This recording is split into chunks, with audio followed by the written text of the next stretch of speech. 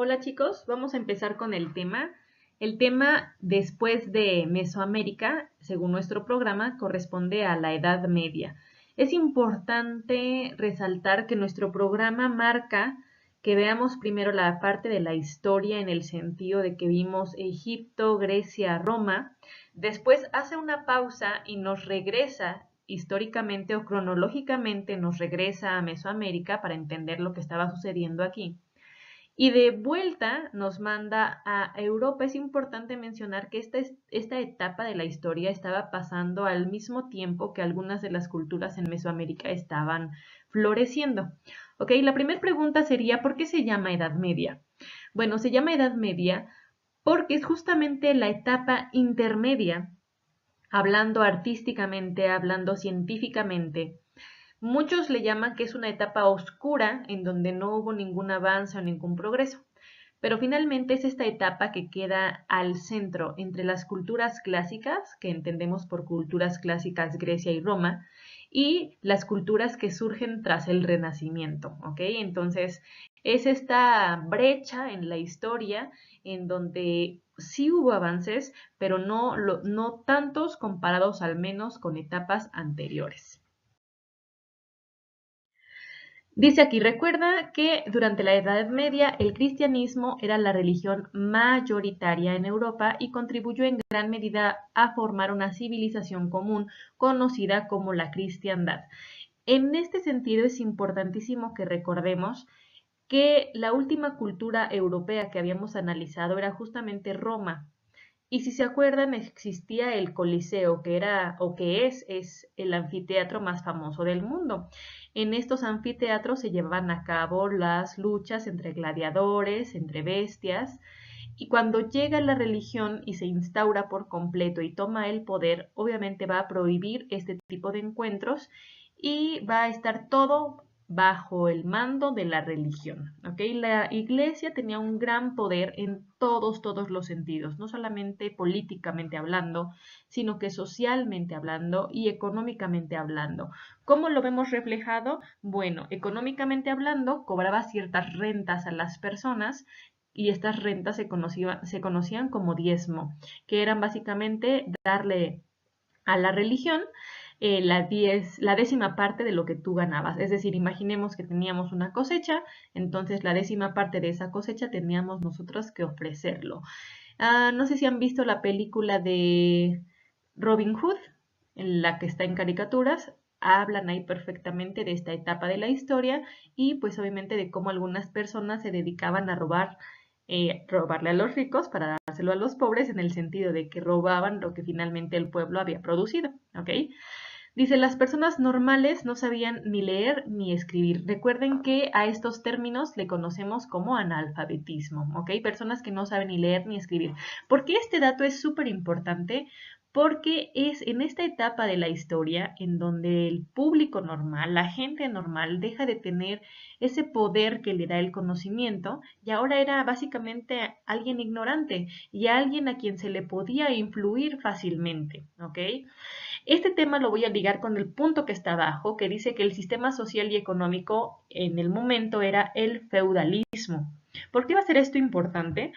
Porque si ustedes recuerdan sus clases de historia, el sistema feudal era un señor feudal, tenía un pedazo de tierra que era trabajado por los siervos, ¿ok? Y estas personas básicamente nacían, vivían, se reproducían en ese sitio, ¿ok? No conocían más allá del lugar en el que trabajaban.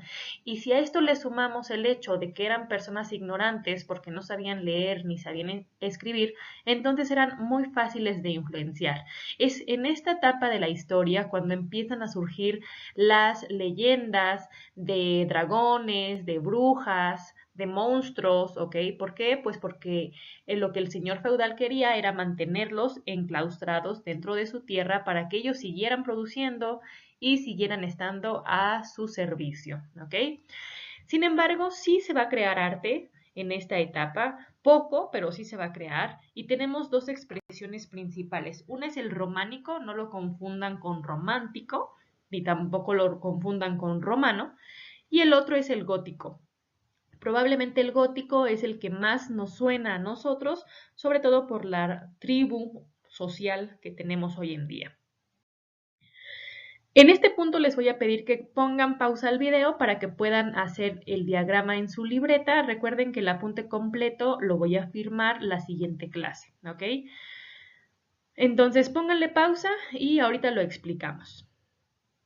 Ok, como pueden darse cuenta, la Edad Media se divide en tres etapas: la Alta Edad Media, Plena Edad Media y Baja Edad Media. Es importante recordar que esta etapa sucede en Europa. ¿Y por qué es importante recordarlo? Porque, insisto, a la par de esta etapa, muchas de las culturas en Mesoamérica están floreciendo, ¿ok? Al principio dice que se fragmenta el mundo antiguo y ahora tenemos a los germánicos, a los bizantinos, a los islámicos y sobre todo que nos estamos transformando en este mundo feudal que se va a conservar completamente en la plena Edad Media, ¿ok? Vamos a tener la parte de servidumbre, de producción agraria, porque recuerden que la servidumbre básicamente era para trabajar la tierra, ¿ok? Y entre la Edad Media plena y la Baja Edad Media vamos a tener el esplendor artístico que les había mencionado, arte románico y arte gótico. Al final claramente va a entrar en crisis este sistema, va a entrar ciertas controversias, ciertas guerras campesinas y sobre todo un dato súper importante es que va a disminuir la población gracias a la peste negra. De hecho, si se acuerdan, cuando veíamos en la sesión pasada de Mesoamérica un video de cómo los aztecas se bañaban 2 veces al día y del otro lado del mundo, en Europa, muchas personas morían por las condiciones tan insalubres en las que vivían. Bien, como nuestra clase es de apreciación artística, pues tendremos que centrarnos justamente en la parte del arte románico y el arte gótico, ¿ok? Estos dos estilos van a florecer en la Edad Media y van a tener diferentes características. Por un lado, el arte románico se caracteriza por ser de poca altura, son edificios bajos, ¿ok? Y dice tienen muros de piedra, normalmente con paredes ciegas. ¿Qué es una pared ciega? Una pared que no tiene ventanas, ¿ok? Además son muros gruesos y con poca iluminación, ¿ok? Y las puertas y las ventanas tenían forma de arco, ¿ok? De media circunferencia. Por otro lado, el arte gótico son edificios que van a ser muy altos, de muros más delgados, con grandes vitrales, mucha luz, demasiada luz, muchos colores y sobre todo van a ser edificios que terminan como en forma de punta o aguja. Para que lo entiendan un poco mejor, yo les diría que se parecen un poco como si pusiéramos muchas agujas al final de los edificios. Ese va a ser el estilo gótico. En esta imagen podemos apreciar las dos representaciones artísticas de arquitectura más notables, tanto del románico como del gótico, ¿ok? Por un lado del románico, el edificio más sobresaliente del románico va a ser el llamado monasterio. Y la pregunta clara sería, ¿qué sucedía o quién habitaban los monasterios? Bueno, creo que ya la respuesta la tendrían. Habitaban los monjes. ¿Y a qué se dedicaban los monjes? Aparte, claro, de profesar, toda esta religión, los monjes también eran los encargados de transcribir el conocimiento. Recuerden que hasta esta etapa de la historia no existe el invento de la imprenta y por lo tanto el conocimiento se transcribe. Es decir, si alguien hacía un libro, así como lo han visto en las películas con esas plumas de ave que mojaban en tinta, si alguien construía un texto, un poema, un libro y valía la pena, según la religión, valía la pena poder transcribirlo, entonces literalmente los tomos se hacían a mano, ¿ok? Este es entonces uno de los monasterios más famosos, que es el de San Martín de Fromista. Tenemos esta imagen, así que les pediría que le pongan pausa al video, que la recorten y la peguen y le coloquen como título ejemplo de monasterio San Martín de Fromista. Ok, continuamos y ahora tenemos el gótico. La representación más clara del gótico es la llamada catedral. No sé si alcancen a apreciar que justamente cada una de las columnas en las que tiene esta catedral termina como en aguja, ¿ok? En este caso es la Catedral de León. No piensen que es León, Guanajuato, aquí en México, no, recuerden que estamos hablando de Europa. Y esta es Catedral de León en España. ¿ok?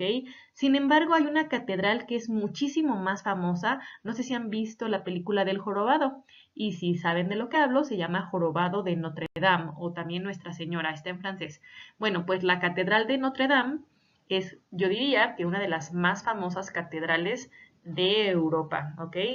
Igual que como hicimos en el monasterio, les voy a pedir que le pongan pausa y recorten y peguen la imagen colocándole ejemplo de arquitectura gótica, Catedral de León.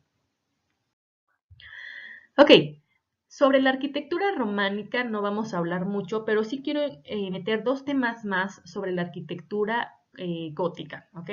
El primer tema es el referente a la escultura y en este caso es las gárgolas, ¿ok? Dice aquí que los escultores seguían ocupando temas religiosos o temas bíblicos, y no solamente en la escultura, sino también en la pintura. Si alguna vez han entrado a una iglesia, el Vía Crucis en la iglesia normalmente no está escrito o descrito con palabras. El Vía Crucis, que serían las tres caídas y lo previo a las tres caídas, siempre lo encontramos en forma de dibujos. ¿Y por qué es esto? Porque el arte en esta etapa tenía un fin educativo. Recuerden que decíamos al principio que las personas no sabían ni leer ni escribir. Y si las personas no sabían ni leer ni escribir, ¿cómo es que la religión iba a someterlos? ¿Cómo es que la religión iba a decirles qué es lo que había pasado? ¿No? Pues a través de dibujos, a través de imágenes que fueran representativas para ellos. Sin embargo, regresamos a la parte de las gárgolas.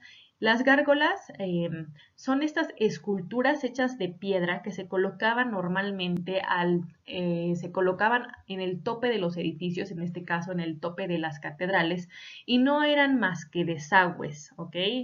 Básicamente, hoy en día podremos ver nuestras casas y para que no se estanque la lluvia, lo que hacen es colocarle un tubo. Bueno, antiguamente no le colocaban un tubo, le colocaban una gárgola. ¿Y en dónde estaban normalmente colocadas? Sí, en la cima de los edificios, pero sobre todo en la cima de las catedrales.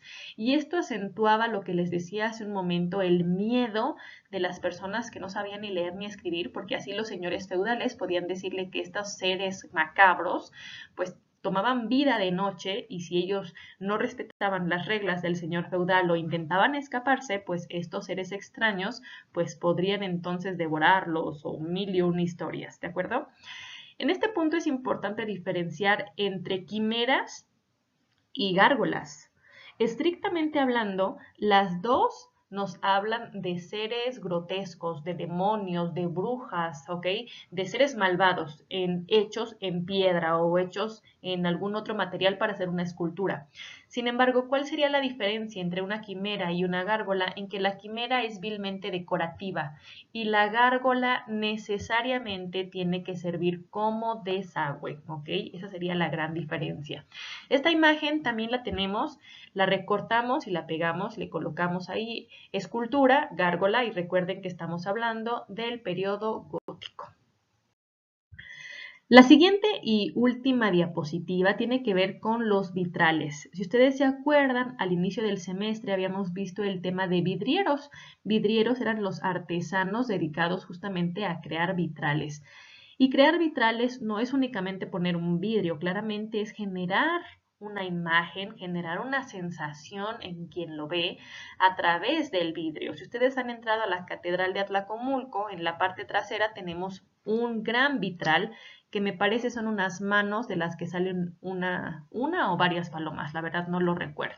Bueno, dice aquí, la pintura mural perdió importancia ya que los muros fueron sustituidos por amplios ventanales. Esto parece lógico, es decir, si antes había muchísimas paredes sin ventanas, los pintores tenían oportunidad de poner sus pinturas, valga la redundancia, sobre la pared. Sin embargo, cuando se crean las catedrales, y quiero que volteen a ver la imagen que está colocada en la diapositiva, ya no hay tanta pared, ahora es más ventana que pared. Y por lo tanto, ¿cómo es que íbamos a colocar las pinturas o las imágenes o esos retratos que yo les hablaba sobre la religión? Bueno, pues la respuesta fue a través de los llamados vitrales, ¿ok? Entonces, ahora los artistas ya no hacían pinturas, sí las hay, pero ya no eran tantas, sino ahora se dedicaban más bien a generar vitrales. Los temas, obviamente, siguen siendo la parte religiosa y tenían un gran colorido, ¿ok? Gran colorido. ¿Y por qué puede ser gran colorido? Pues aquí abajo dice, por el paso de la luz. Como son vitrales, el sol impactaba mucho más en los colores y los hacía mucho más nítidos. Tenemos esta imagen, o al menos una parecida. Les voy a pedir que la recorten, la peguen y le coloquen ejemplo de vitral. Y de nueva cuenta estamos hablando del periodo gótico, ¿de acuerdo? Para rememorar lo más importante que hemos visto del tema, catedral, recuerden que era una catedral, es el ejemplo más representativo que existe de la arquitectura gótica. ¿Qué era una gárgola? Una gárgola era una escultura de piedra normalmente colocada principalmente en la cima de las catedrales, pero que sobre todo sirve como desagüe. ¿Qué es un vitral? Un vitral es la nueva forma de hacer pintura, pero ahora a través del vidrio. Diezmo era la limosna, digamos, la 10ª parte que se le pagaba a la iglesia o a los reyes por parte de las personas normales, de la servidumbre. Y finalmente, monasterio es el ejemplo principal de arquitectura románica. ¿Ok? Entonces, la próxima clase les sello las 4 imágenes, una del monasterio, una de la catedral, de la gárgola y de los vitrales, y también les doy la firma por hacer el apunte. Es importante que tengan ahí el esquema que venía en las primeras diapositivas. Nos vemos la próxima clase. Saludos.